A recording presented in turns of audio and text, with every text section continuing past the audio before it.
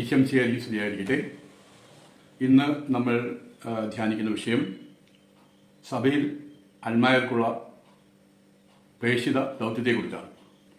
ഇതിൽ നമ്മൾ അടിസ്ഥാനമായി എടുത്തിരിക്കുന്നത് രണ്ടാം വത്തിക്കാൻ കൗൺസിലിൻ്റെ അൽമായ പങ്കാളിത്തത്തെക്കുറിച്ചുള്ള പരാമർശങ്ങളാണ്.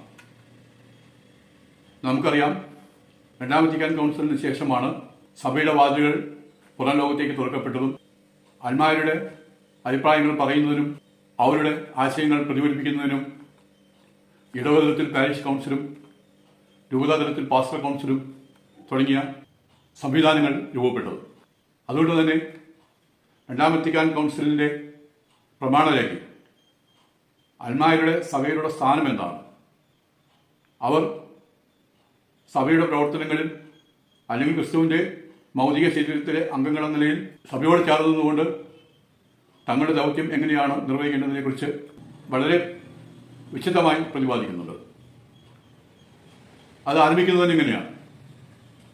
ശിരസ്സാകുന്ന ക്രിസ്തുവിനോടുള്ള ഐക്യത്തിൽ നിന്നാണ് അൽമായ പ്രേക്ഷിതത്തിൻ്റെ കടമയും അവകാശവും ഉത്ഭവിക്കുന്നത് എന്ന് പറഞ്ഞുകൊണ്ടാണ്. യേശു തൻ്റെ അധികാരം ഉപയോഗിച്ച് പഠിപ്പിക്കാനും ഭരിക്കാനും വിശദീകരിക്കാനുമുള്ള ദൗത്യം അപ്പോസ്തലന്മാർക്കും അവരുടെ പിൻഗാമികൾക്കും നൽകി. എന്നാൽ ക്രിസ്തുവിൻ്റെ പൗരോഹിത്യത്തിലും പ്രവാചകത്വത്തിലും രാജത്വത്തിലും അൽമായർക്കും പങ്കുണ്ട്.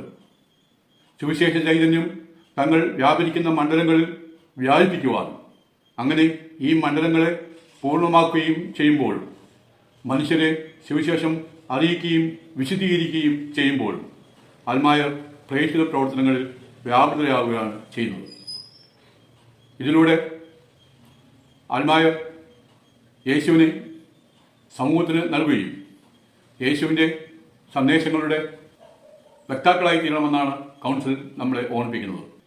അൽമായ പ്രേക്ഷിതത്തിൻ്റെ ലക്ഷ്യമായി 3 കാര്യങ്ങളാണ് വത്തിക്കാൻ സിനോദോസ് പഠിപ്പിക്കുന്നത്. ആദ്യത്തേത് സുവിശേഷ പ്രചരണവും മാനവ വിശദീകരണവും. നമുക്കറിയാം, സഭയുടെ ലക്ഷ്യം തന്നെ അതാണ്.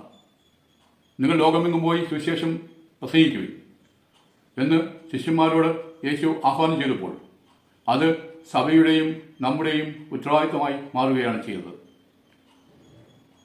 സുവിശേഷം പ്രസംഗിക്കപ്പെടുമ്പോൾ അത് ഈ സമൂഹത്തെ വിശദീകരിക്കുന്നതിനും പുനഃസൃഷ്ടിക്കുന്നതിനും നമുക്ക് സാധിക്കുന്നു.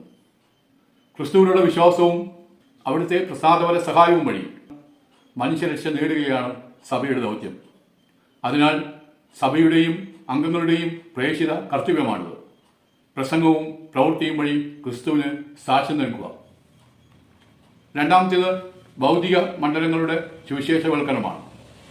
നിലവിലുള്ള സംവിധാനങ്ങളെയും സാഹചര്യങ്ങളെയും സ്ഥാപനങ്ങളെയും സുവിശേഷ ചൈതന്യം കൊണ്ട് നിറയ്ക്കുക എന്നതാണ് ഇതുകൊണ്ട് ഉദ്ദേശിക്കുന്നത്. അൽമായർ ഒത്തൊരുമിച്ച് പ്രവർത്തിച്ച് ഭൗതിക മണ്ഡലങ്ങളെ ക്രിസ്തീയ ചൈതന്യത്തിൽ ഉജ്ജ്വലിപ്പിക്കുകയും പൂർണ്ണമാക്കുകയും ചെയ്യണമെന്നാണ് ദൈവഹിതം. മൂന്നാമത്തേത് പരസ്നേഹ പ്രവർത്തികൾ വഴി ഉപവിപ്രവർത്തനങ്ങൾ വഴി യേശുവിൻ്റെ ദൗത്യം ഈ സമൂഹത്തിൽ തുടരാൻ അൽമായർ വിളിക്കപ്പെട്ടിരിക്കുന്നു എന്നുള്ളതാണ്. ഇതുവഴി അൽമായ പ്രേക്ഷിതർക്ക് സ്വയം അടയാളപ്പെടുത്തുവാനും സകല പ്രേക്ഷിത പ്രവർത്തനങ്ങളെയും സ്നേഹത്തിൽ നിലനിർത്താനും സാധിക്കും. ദൈവത്തെ പൂർണ്ണ ഹൃദയത്തോടെയും അയൽക്കാരനെ തന്നെപ്പോലെയും സ്നേഹിക്കണമെന്നാണല്ലോ യേശു നമ്മെ പഠിപ്പിക്കുന്നത്. ഇത്തരത്തിൽ ഭൂമിയുടെ ഉപ്പും ലോകത്തിന് പ്രകാശവുമായി പരിരക്ഷിക്കുവാൻ വേണ്ട പരിശീലനങ്ങളും അവസരവും സഭാ നേതൃത്വം അൽമായർക്ക് നൽകുന്നുണ്ട്. അൽമായർ സഭയെക്കുറിച്ച് പഠിക്കുകയും സഭയിൽ അൽമായർക്കുള്ള സവിശേഷമായ സ്ഥാനം തിരിച്ചറിയുകയും ചെയ്യുമ്പോൾ മാത്രമേ അൽമായ ശാക്തീകരണം സംഭവിക്കുകയുള്ളൂ. അങ്ങനെ സഭയെ സ്നേഹിക്കാനും ശക്തിപ്പെടുത്താനും അൽമായർക്ക് താല്പര്യമുണ്ടാവുകയുള്ളൂ. സഭയ്ക്ക് വേണ്ടി നിലകൊള്ളാനും സംസാരിക്കാനും കഴിവും പ്രതിബദ്ധതയുമുള്ള അൽമായരെ വളർത്തിയെടുക്കേണ്ടത് ഇന്നത്തെ കാലഘട്ടത്തിൻ്റെ ആവശ്യമാണ്. തങ്ങൾ വിശ്വസിക്കുന്ന യേശുവിൻ്റെ ഭൗതിക ശരീരമായ സഭ തങ്ങളുടേതു കൂടെയാണ് എന്നുള്ള ബോധ്യത്തിലേക്ക് അൽമായർ വളർന്നു വരാൻ സഭാ നേതൃത്വം അവരെ സഹായിക്കണം. ഇടവതലത്തിലും രൂപതാതലത്തിലും അൽമായരുമായി നിരന്തരമായ സംവാദങ്ങളിലൂടെ അവരുടെ അഭിപ്രായങ്ങൾ സ്വീകരിച്ചുകൊണ്ട് സഭയെ കൂട്ടായ്മയിൽ വളർത്തിയെടുക്കുവാനും സഭാ നേതൃത്വം താല്പര്യമെടുക്കണം.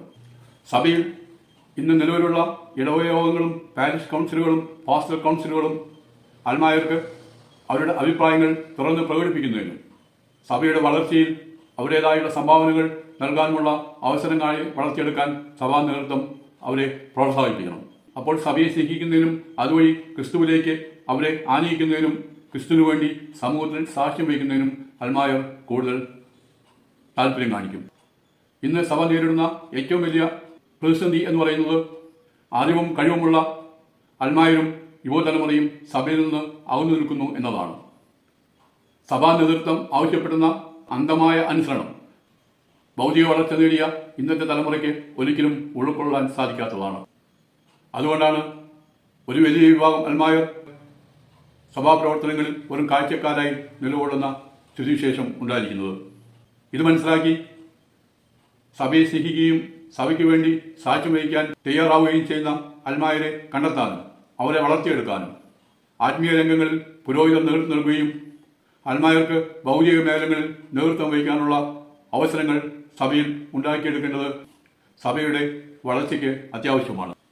സഭ കൂടുതൽ ശക്തിപ്പെടണമെങ്കിൽ, സഭയിലുള്ള പ്രശ്നങ്ങൾ പരിഹരിക്കപ്പെടണമെങ്കിൽ അൽമായരെ മുഖവിലക്കെടുക്കാനും അൽമായർക്ക് പ്രാതിനിധ്യമുള്ള സംഘടനകളെ ശക്തിപ്പെടുത്താനും അതിലൂടെ നല്ല ക്രൈസ്തവ നേതൃത്വം സമൂഹത്തിൽ ഉയർത്തിക്കൊണ്ടുവരുവാനും സഭയ്ക്ക് സാധിക്കണം.